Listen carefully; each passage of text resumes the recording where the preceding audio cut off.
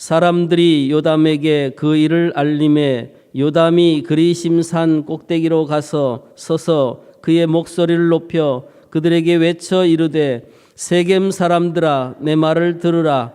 그리하여야 하나님이 너희 말을 들으시리라. 하루는 나무들이 나가서 기름을 부어 자신들 위에 왕으로 삼으려 하여 감람나무에게 이르되 너는 우리 위에 왕이 되라 하매 감람나무가 그들에게 이르되 내게 있는 나의 기름은 하나님과 사람을 영화롭게 하나니 내가 어찌 그것을 버리고 가서 나무들 위에 우쭐 대리요 한지라.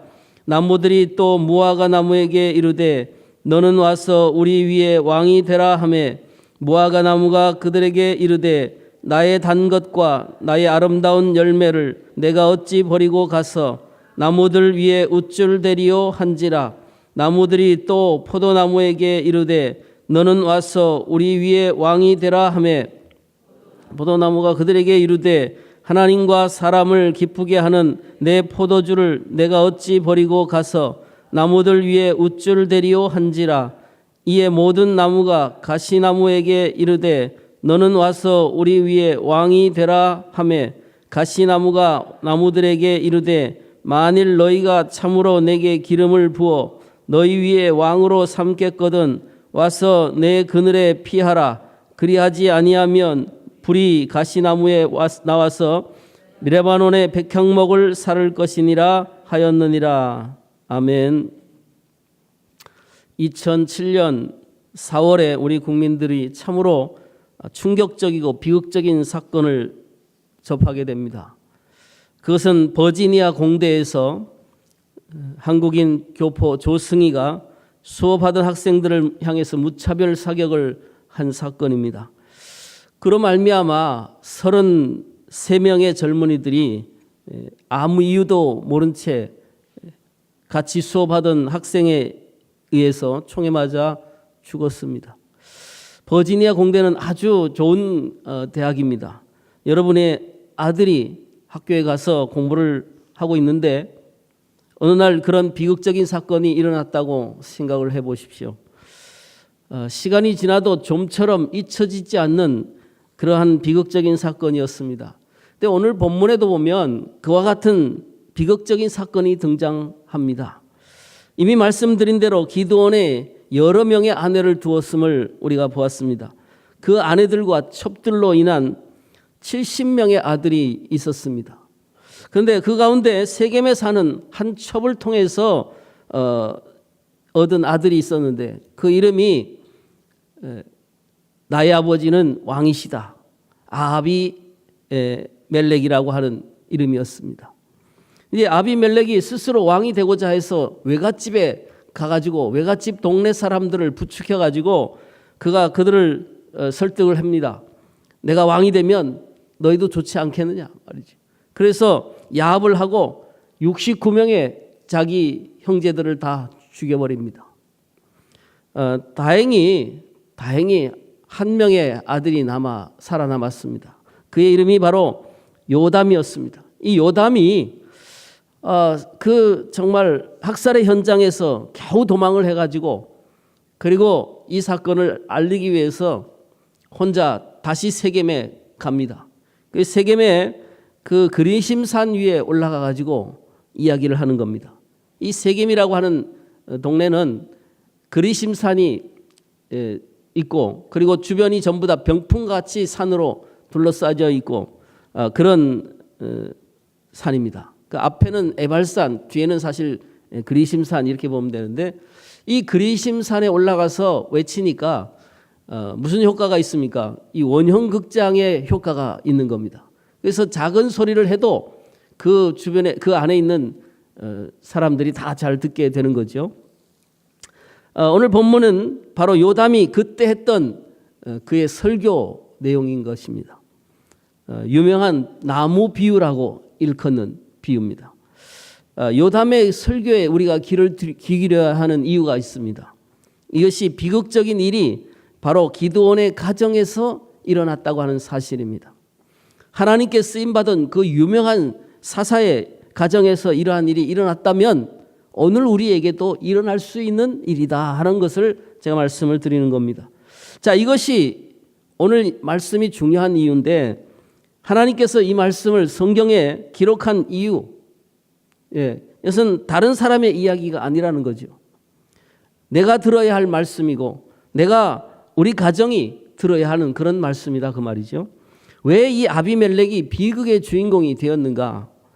그 유명한 아버지를 따라서 훌륭한 사사가 되거나 영적인 승리자가 될 수 있었음에도 불구하고 왜 그는 비극의 주인공이 되어만 했는가 하는 거죠. 자, 말을 바꾸면 어떻게 하면 오늘을 사는 우리 인생들이 비극의 주인공이 되지 아니하고 아름다운 하나님의 자녀로서 살 수 있는가 하는 것입니다. 자, 먼저 우리가 인생의 비극을 피하기 위해서는 오늘 본문은 말합니다. 자기의 본분을 지키며 살아가야 된다라고 얘기를 합니다.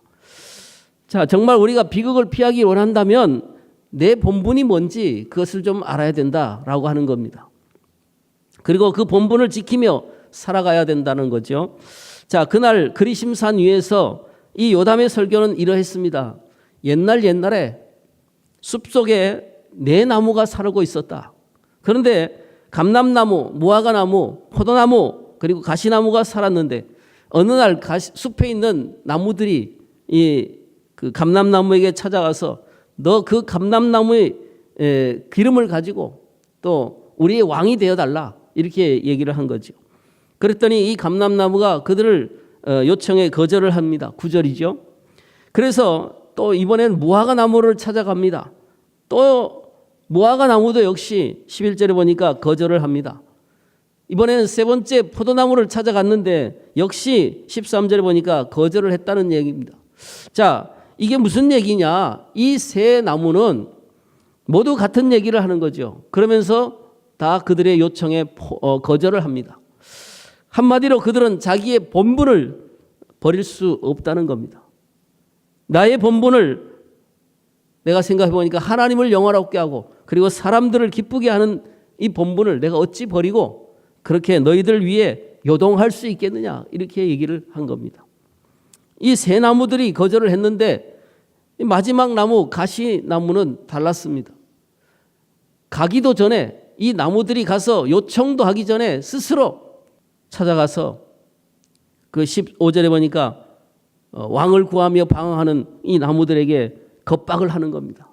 뭐라고 합니까? 내 지배하에 들어오라. 그렇게 하지 않으면 불이 가시나무에서 나와서 백향목을 살을 것이다. 이렇게 얘기를 합니다.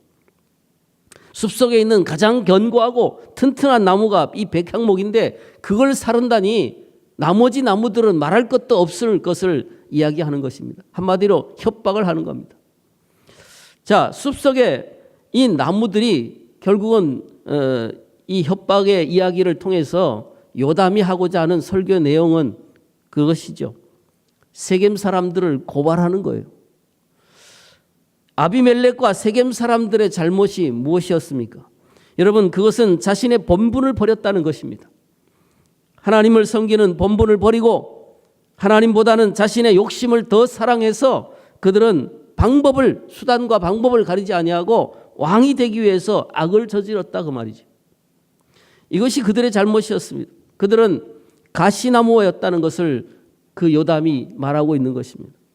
자, 우리의 본분은 무엇입니까? 사람의 본분은 뭘까요? 여러분의 본분은 무엇입니까? 그냥 잘 먹고 잘 사는 게 여러분의 본분입니까? 구원받은 우리 그리스도인들의 본분은 도대체 무엇입니까? 하나님은 이스라엘 백성들에게 이 본문을 통해서 명확하게 가르쳐 주기 위해서 잊어버리지 않게 하기 위해서 성경을 통해서 우리에게 인간의 본분이 무엇인지를 분명히 말씀합니다. 심지어는 그것을 머리에 메고 또 그것을 또 잊어버릴까 봐 모자라서 집에 문설주와 또 옆에다가 붙여놓고 그 상자에 붙여놓고 나갈 때마다 만지고 나가고 또 들어올 때마다 만지고 들어오라는 거예요. 여러분, 이게 무슨 말씀인가? 쉐마라고 하는 것입니다. 쉐마. 한번 따라하겠습니다. 쉐마. 이 쉐마라는 히브리 말은 들으라 그런 말입니다. 들어라. 뭘 들으라는 거예요? 하나님의 음성을 들어라. 나갈 때도 하나님의 음성을 듣고 나가고 들어올 때도 하나님의 음성을 들으라는 겁니다. 그 내용이 여러분 신명기 6장 4절로 5절입니다. 이스라엘아 들으라. 우리 하나님 여호와는 오직 유일한 여호와시니 너는 마음을 다하고 뜻을 다하고 힘을 다하여 내 하나님 여호와를 사랑하라. 이게 쉐마입니다. 쉐마. 온 마음을 다해서 내 온 정성을 다해서 하나님을 사랑하는 것, 이것이 바로 사람의 본분이다 라고 하나님은 말씀하고 있는 겁니다. 우리의 본분.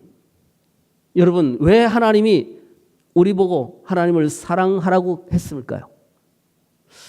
왜 하나님이 그토록 자신을 사랑하라고 명령을 하셨을까요?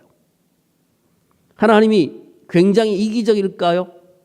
그래서 우리에게 나만 사랑해라 말씀하는 걸까요?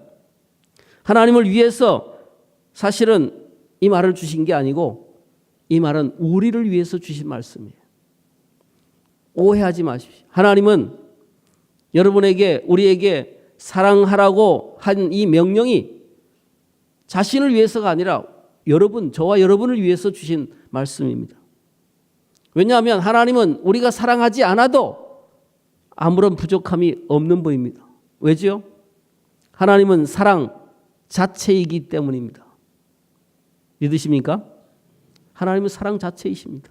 그렇기 때문에 우리가 사랑을 해도 아무 일이 없고 안 해도 상관이 없습니다.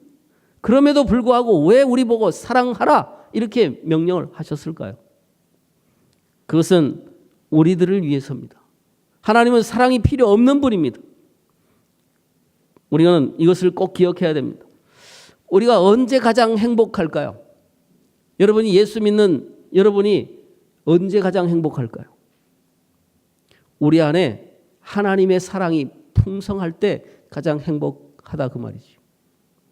그러니까 우리를 위한 것이지 우리가 하나님을 사랑하는 것이 우리를 위한 것이지 하나님을 위한 것이 아니다라고 하는 것입니다. 여러분, 내 안에 하나님이 충만해질 때, 하나님이 거룩이 충만해질 때, 우리가 하나님을 사랑할 때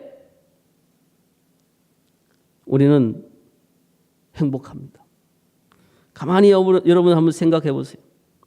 우리의 인생이 가장 행복했을 때가 언젠가? 여러분, 하나님으로 충만할 때 그것이 인생이 가장 행복하다는 것을 아신 하나님이 우리에게 그렇게 말씀을 한 거죠. 여러분, 부흥회 때, 은혜 받고 났을 때, 또 성경을 읽었을 때 어느 날 순간적으로 말이에요. 짧지만 그때 마음이 어땠는가? 행복했습니다. 저는 그랬어요. 여러분은 어떨지 모르겠습니다.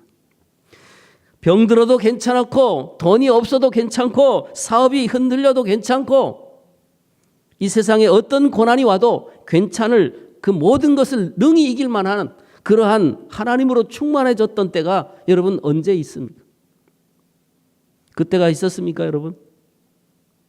우리 인생에 이 세상에 어떤 것으로도 채워줄 수 없습니다. 늘 우리는 공허합니다. 그러나 하나님으로 채워질 때 우리는 만족할 수 있습니다.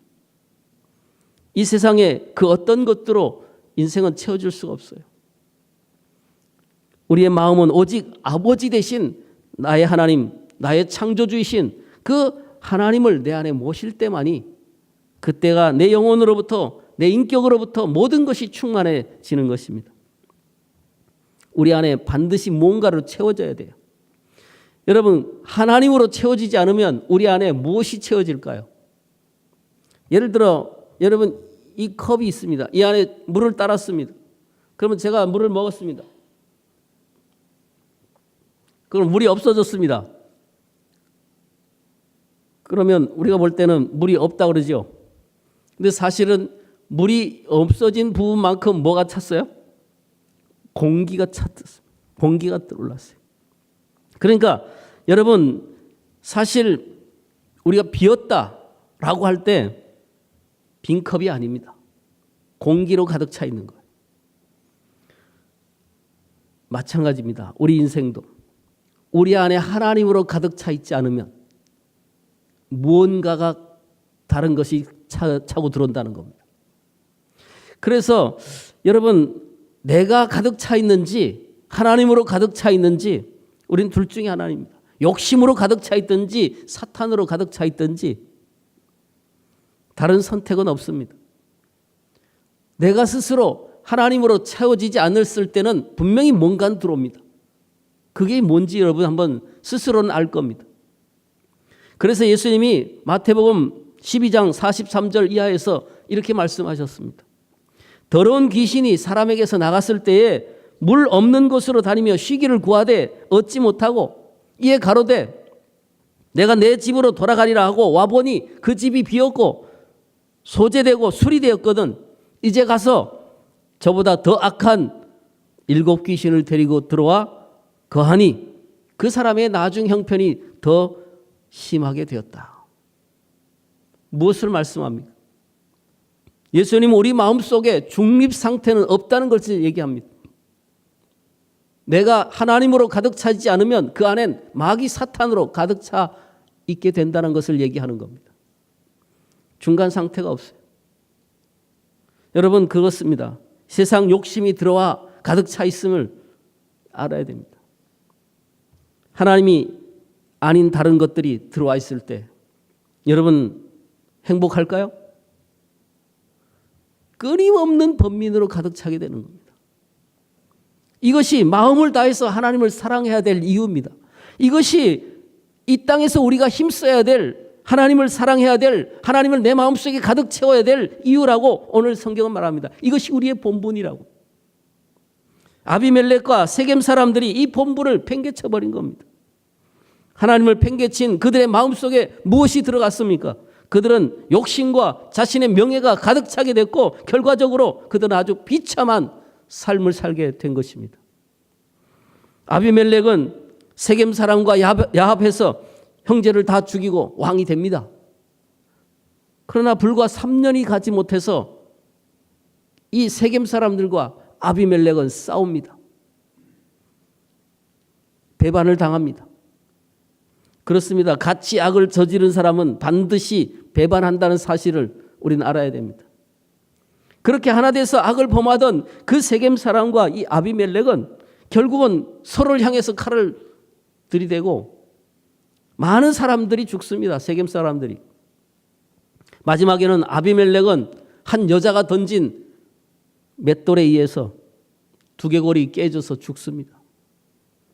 그는 죽는 순간에도 회개하지 아니하고 여자한테 맞아 죽었다는 소리를 듣기 싫어서 자기 부하에게 칼로 나를 찔러달라고 얘기를 합니다.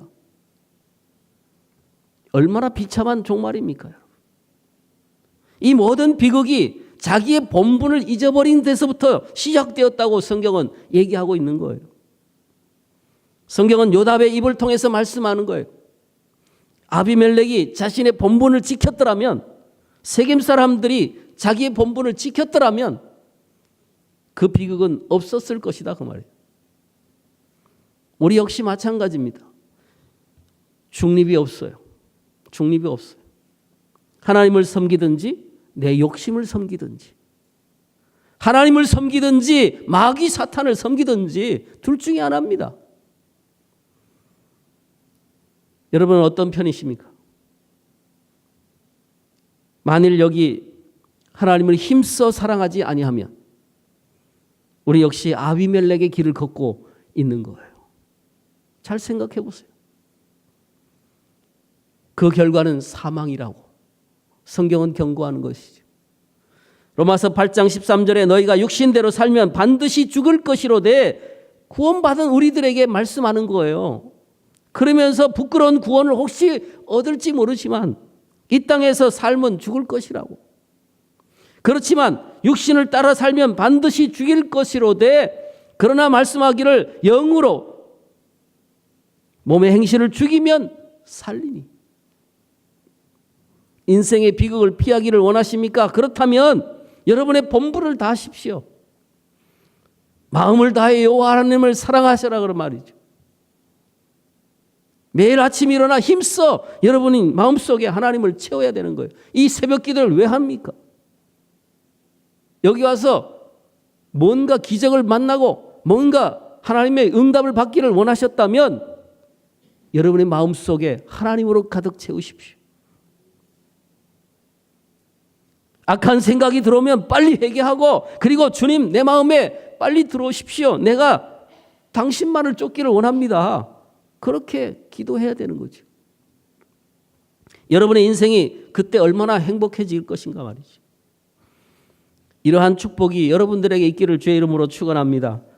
우리가 비극을 피하기 위해서는 끊임없이 하나님으로 가득 채워지도록 노력해야 되는 겁니다. 성령 충만을 간구해야 됩니다. 지난 시간에 성령 충만은 뭐 충만이라고 했습니까? 순종 충만입니다. 하나님으로 여러분 가득 채우고 순종 충만하면 성령 충만하게 돼 있어요. 그 다음 두 번째, 우리가 비극을 피하기 위한 방법은 우리는 언제나 생산적인 삶을 살아야 된다는 겁니다.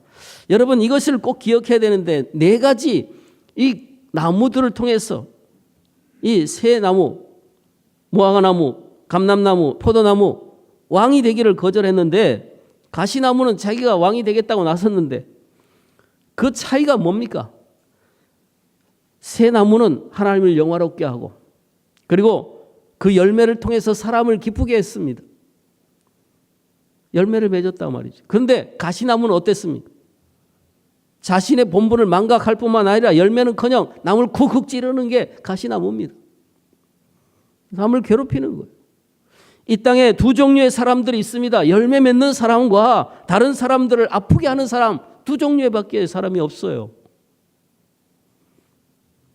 감람나무는 기름을 생산하고 무화과나무는, 포도나무는 다 열매를 맺습니다. 그러나 가시나무는 뭘 만들어내고 있습니까? 가시를 만드는 거예요. 가시로 끊임없이 남을 찌른단 말이지.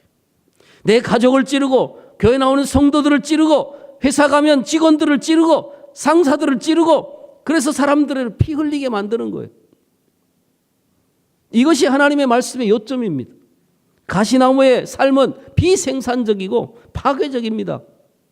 자신을 파괴하는 것만 아니라 가족을 파괴하고 주변에 있는 모든 사람을 파괴하는 겁니다. 여러분의 삶은 어떻습니까? 겉모습 말고 정말 내가 생산적인 삶을 살고 있는지, 아니면 파괴적인 삶을 사는지, 여러분의 가족들에게 한번 솔직하게 물어보십시오. 여러분의 가족이 나를 보면서 축복이 되는지 아니면 상처를 받는지 한번 물어보십시오. 솔직하게. 우리가 꼭 누군가에게 폭력을 휘두르고 뭐 생명을 빼앗는 것만이 파괴가 아닙니다. 어떤 사람에 대해서 악담을 하고 모여 앉아 다른 사람과 한 사람을 매도하고 험담하고 비방하는, 이것이 바로 가시로 찌르는 거예요. 성도들이 모이면 서로 남을 비방하고, 내가 가시나무인지 혹시 한번 생각해 봐야 됩니다. 우리는 항상 선한 열매를 맺어야 됩니다. 아비멜렉이 자기 형제를 죽이겠다고 왔을 때 이 세겜 사람들이 아무 생각 없이 그저 그 나쁜 생각에 부안해동하여, 남을 욕하면서, 여러분 그런 사람을 볼 때 같이 동참하면 안 됩니다. 팔짱 끼고 어이구 그래 마치 속으로 동참하면서 오히려 그를 책망하고 아니라고 그를 위해서 나서야 됩니다. 그를 위해서 중보기도 하자고 그렇게 나가야죠. 이 셀이 그런 목적으로 세워진 거죠. 성경은 우리가 다른 사람을 세우는 자가 되어야 된다고 말씀합니다. 여러분 스스로 한번 생각해 보세요. 여러분이 다른 사람을 세우는 사람인지 아니면 허무는 사람인지, 남을 찌르는 사람인지 남을 높이 세워주는 사람인지, 여러분은 교회를 세우는 자인지 아니면 교회를 허무는 자인지 한번 생각해 보라고요. 많은 분들이 나는 교회를 사랑한다고 그렇게 얘기합니다. 근데 보세요. 열매를 보시면 알죠. 수많은 가시로 얼마나 찌르는지. 이렇게 교회가 돼야 된다고 얘기합니다. 근데 말만 그렇게 하지 자신은 아무것도 안 하고 오히려 찌릅니다. 다른 사람의 신앙을 떨어뜨리고 같이 말이죠. 다니던 사람들 망하게 만드는 일. 가시예요, 가시. 볼 것 없이. 아비멜렉은 외가 사람들과 손잡고 결국 형제들을 죽이지만 얼마 못 가서 외가 사람들도 등을 지고 결국 서로 싸우고 여인에게 맞아 죽어요. 참 칼도 아닌 돌에 맞아 죽어. 비참하지요. 여러분, 이것이 우연한 것이 아니었습니다. 맷돌을 떨어뜨려 한 장군의 머리를 친다는 것은 그것은 우연이 아닙니다. 하나님의 심판입니다. 이웃에게 덕을 끼치는 것이 아니라 파괴를 일삼는 이 아비멜렉이 하나님의 준엄한 심판을 받았음을 가르쳐주고 있는 거예요. 마지막으로 오늘 본문에서 한 가지 깊이 주목해야 될 부분이 있습니다. 그것은 세겜 상수리 나무 아래라고 하는 장소입니다. 여러분, 아비멜렉을 왕으로 추대하는 장소가 바로 상수리 나무라고 하는 곳입니다. 그 밑에서 했다 그랬어요. 그게 왜 중요하냐면, 여러분, 이 동일한 장소가 어디 나오냐면 여호수아서에 보면, 여호수아서 24장 25절에 보면 여호수아가 마지막 이제 죽기 전에 이스라엘 백성들에게 이 세겜에 있는 상수리 나무 아래에서 하나님만을 섬길 것을 촉구하고 그래서 거기서 다짐하고 그랬던 장소입니다. 그런데 바로 그것이 세겜 사람들이 그러한 역사가 있는 곳에서 자신들의 본분을 잊어버리고 형제를 죽이고 아비멜렉을 왕으로 추대했단 말이지. 여러분, 어떤 교훈이 있습니까? 장소가 중요하지 않다는 겁니다. 여러분이 교회에 어떤 교회에 출석했느냐, 얼마나 오래 출석했느냐 중요하지 않다는 거예요. 여러분이 어떤 집에서 사느냐도 중요하지 않습니다. 여러분이 어떤 지위와 어떤 외모를 가졌느냐도 중요하지 않습니다. 참 중요한 것은 여러분 안에 누가 있느냐, 무엇이 들어있느냐, 이것이 중요하단 말이에요. 여러분이 교회 안에 앉아있다 할지라도 여러분의 하나님을 진정으로 살아가지 않는다면 그 안에 아비멜렉의 마음이 들어있을 수 있다는 거예요. 왜요? 중립이 없다니까요. 우리는 교회라고 하는 상수리 나무 아래에서 다른 사람을 죽일 수도 있고 가시로 찌를 수 있다는 거예요. 한 그 장소이지만 여러분이 서로 옆에 있는 영혼을 죽이는 그 일을 할 수 있는 그런 것이단 말이에요. 정말 교회 나온 것은 정말 감사하고 고마운 일이지만, 환영할 일이지만 그것 갖고는 안 된다 이 말이죠. 교회 나와서 뭘 해야 되느냐? 이 새벽에 뭘 해야 되는가? 하나님으로 여러분이 가득 채워지지 않으면 안 된다 그 말이죠. 여러분 마음속에 여호와 하나님으로 가득 차기를 주의 이름으로 축원합니다. 그리고 생산적인 사람이 되십시오. 누군가를 향해서 비방할 마음이 생기면 얼른 중단하고 찌르기 중단하고 습관적으로 찌를 수 있으니까요. 가족에게도 말을 참고 기도하십시오. 붙들고 씨름해야 됩니다. 하나님 내 속에 이 단물이 나는 그러한 열매만 넘치도록 해달라고 기도해야 돼요. 항상 주님 말씀을 묵상하고 기도해야 되는데 여러분의 가정에서 생산적인 사람 그리고 단 것과 열매가 흘러 넘쳐서 여러분 주변에 있는 사람들에게 가득할 수 있도록 내가 아비멜렉이 아닌 정말 비극의 길이 아닌 축복의 길을 갈 수 있는 그런 사람들이 될 수 있도록 힘써야 될 것입니다. 이 길을 다 함께 갈 수 있는 저와 여러분 되시기를 주의 이름으로 축원합니다. 기도하겠습니다.